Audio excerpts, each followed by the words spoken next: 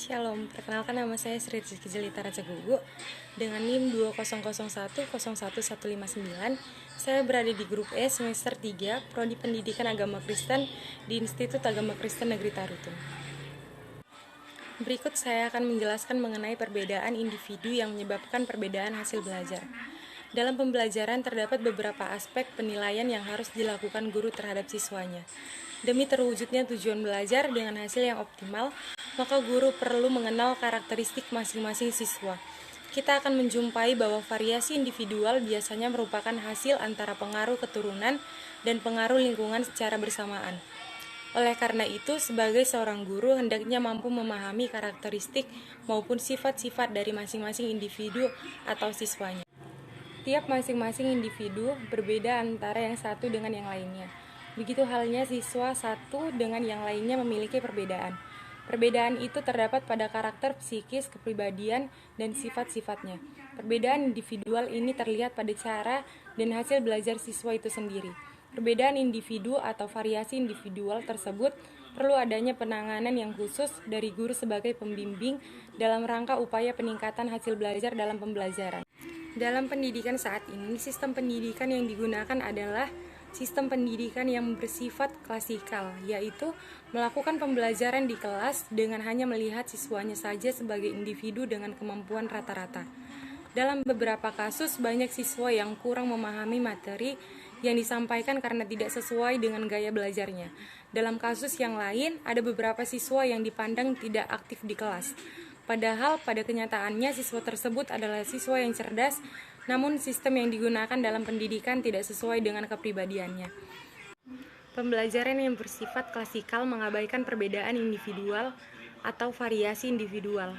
Hal ini dapat diperbaiki dengan beberapa cara, antara lain penggunaan metode atau strategi belajar mengajar yang bervariasi sehingga perbedaan-perbedaan kemampuan siswa dapat diatasi.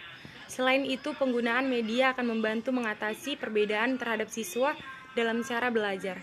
Usaha lain untuk mengatasi pembelajaran secara klasikal adalah dengan memberikan tambahan pelajaran atau penggayaan pembelajaran bagi siswa yang pandai dan memberikan bimbingan belajar bagi anak yang kurang pandai.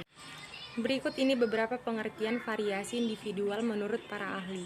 Yang pertama, menurut Lindgren, variasi individual menyangkut tentang variasi yang terjadi, baik variasi pada aspek fisik maupun psikologis.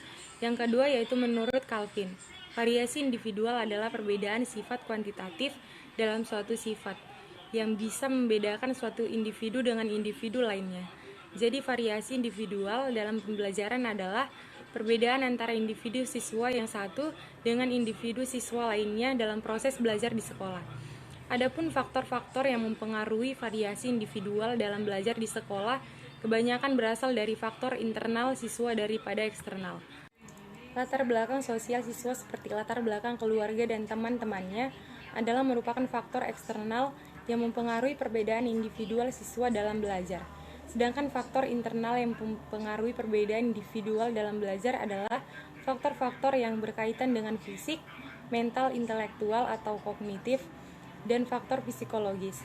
Faktor fisik meliputi faktor kesehatan atau kesegaran fisik dan faktor alat indera atau fungsi alat indera mata dan telinga. Faktor mental intelektual terdiri dari faktor kecerdasan atau intelijensi dan faktor kognitif yang meliputi faktor kemampuan mengenal atau mengamati, berpikir, kemampuan mengingat, serta faktor apersepsi atau dasar pengetahuan atau pengalaman yang dimiliki siswa. Faktor psikologis adalah sikap, minat, dan motivasi siswa terhadap belajar atau pelajaran. Dari ketiga faktor di atas, dari faktor fisik, faktor mental, intelektual, dan faktor psikologis yang banyak dipengaruhi perbedaan individual dalam menerima pelajaran, sedangkan faktor-faktor yang akan mempengaruhi perbedaan individual dalam menyerap pelajaran adalah faktor psikologis dan faktor mental intelektual siswa. Pengelompokan siswa perlu dilakukan untuk mengatasi variasi individual dalam proses pembelajaran. Pengelompokan yang dimaksud adalah penyatuan beberapa individu yang memiliki kesamaan karakter dan sifat untuk tujuan tertentu. Dikatakan untuk tujuan tertentu karena perilaku individu tidak selalu memiliki tingkat kesamaan fungsi dan arah walaupun memiliki karakter yang sama atau hampir sama. Jadi kesamaan yang dimaksud adalah kesamaan berdasarkan kedekatan tujuan, minat, dan bakatnya. Kesimpulannya, agar siswa mendapatkan hasil yang optimal dalam belajar, hendaknya seorang guru dapat memahami perbedaan individu yang ada dan menyesuaikannya.